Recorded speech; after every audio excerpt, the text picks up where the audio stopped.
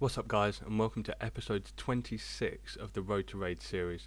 It's Bomboy here, and we're just starting off with another kind of round of barrows. It's been quite a long time since I've been here, and so I decided I was a bit bored and I needed some motivation, so I decided to go back to the things that I know are fun, barrows being one of them.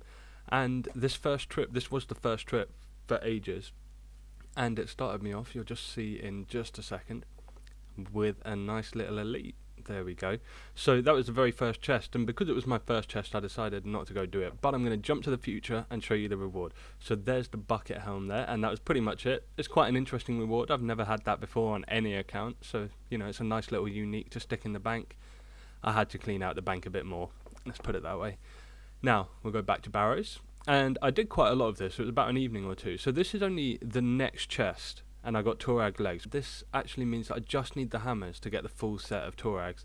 I'm quite pleased with that. I like Torag's legs. I like the way they look better than Darok's. So if I'm ever wearing tank legs like that, which I don't know when I would be, I would enjoy having Torag's legs. But then here we go. Soon after, another 12 chests later or something like that, we get the Carol's top, and that's the second one. I'm still looking for a Carol's skirt to complete that set, but it's 1.8 mil added to the bank value, so I'm really quite pleased with that.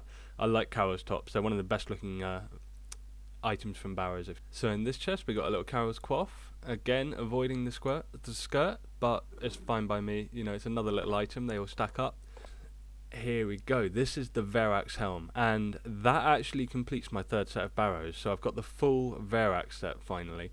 I was very pleased about that. You know, it could have been a long old grind to get that helmet, but it is here, and it does mean that I can do some of the wildy bosses, so you might see some of that a little bit later on, but yeah, we'll see how it goes.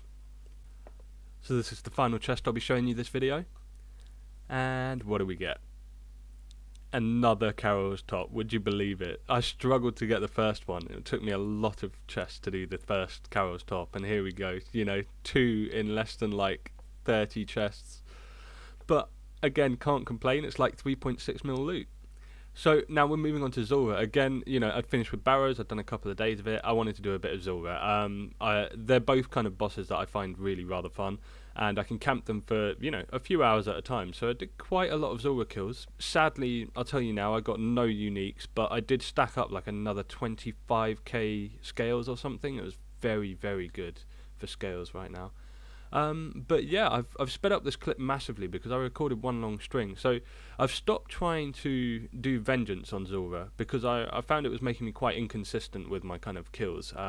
You know, the times were a bit inconsistent, but also I would run out of food on maybe the second or third kill sometimes, because obviously you have to take damage to get the vengeance to pop. So you know, you'd take a 41 and then do another one and take another 37, and yeah, you'd be doing lots of damage to Zulrah, but you know, that would rinse like 4 pieces of food.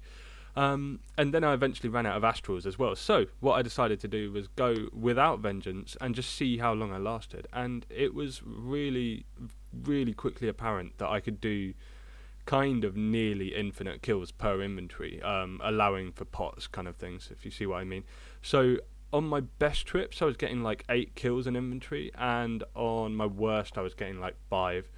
But this was obviously me teleporting back to the house, recharging everything at the pool, teleporting back to Zulrah, and just keeping on going. And so, you know, for the next 2 or 3 kills I used 0 food, I believe, in this clip, which just runs on for a little while.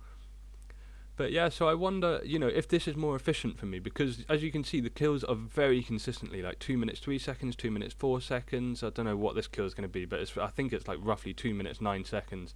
They get incredibly uniform, and I was never facing a Jad phase. I think I did 1 Jad phase out of some like 60 or 70 Zulrah kills in total, which was really nice to just, you know, deal with that.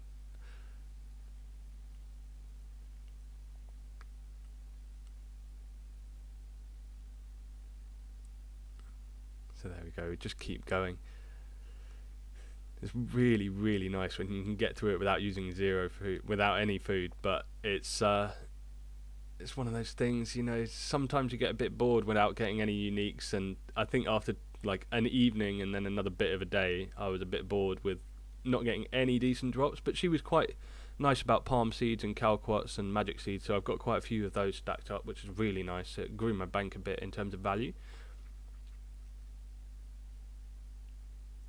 And yeah, we just keep sprinting back. So that was a 0 food kill.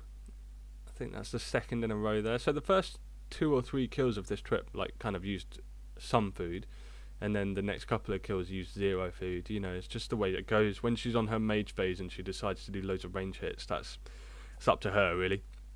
So yeah, you know, and I messed up there and got hit by the melee somehow, you know, but it was a good time. So after this I was invited to another raid, and here we are just at the end of it, and this is going to be my 10th raid completed. Again, really nice, simple, easy one. These are all guys from the clan chat that I hang in, and it was quite a good raid. I think we did really quite well. 41 minutes. It's not the fastest, but we're not really worried about being super speedy. But yeah, let's see what the loot is. Nearly 600 bloods and nearly 1,000 silver. They're actually pretty useful. I can't be upset about that.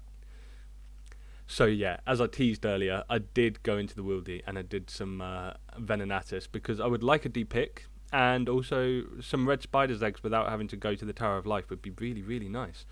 So for the first time ever, this is not a lie by the way, this is the first time ever I've attempted to safe spot these Wildy bosses. On my main I just used the food, you know, because it takes so long to safe spot them that you end up, you know, wasting time. So yeah, I was doing it like this, and it was really quite easy. And you can see that's my 8th kill. I got interrupted quite a lot, and as I'm running to lure it again, there's a bunch of PKs just waiting here for me to run back in. And there was another guy to kind of the northwest of where I was camping as well that was hopping over and over and over again. So I'd get 1 kill, or I'd set up half a kill or whatever, and I'd just keep having to teleport out. So I did 8, and that was at like the most non-peak time.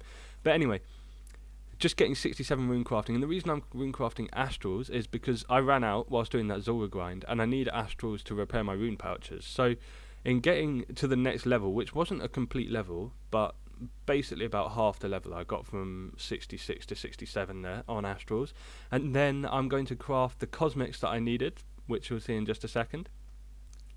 So here we are, and I've been crafting cosmics for a few hours. You can see my pouch is damaged again, and I've been fixing this in a fairly interesting way if you ask me.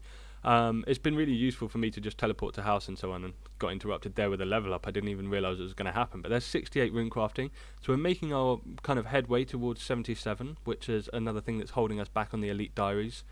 So hopefully a few things for the elite diaries are all kind of going to come together at once. That's the hope, at least. It's not quite at once, but one thing will lead on to the next, and hopefully, you know, it'll be awesome. So we'll have to wait and see. But yeah, because we've now got the altars in the house, I've just been staying on standard, using it to teleport, and then coming here, just changing my repairing my pouch on the way back to the bank, come back, and then just carry on as normal. And honestly, it doesn't add too much time to the whole situation.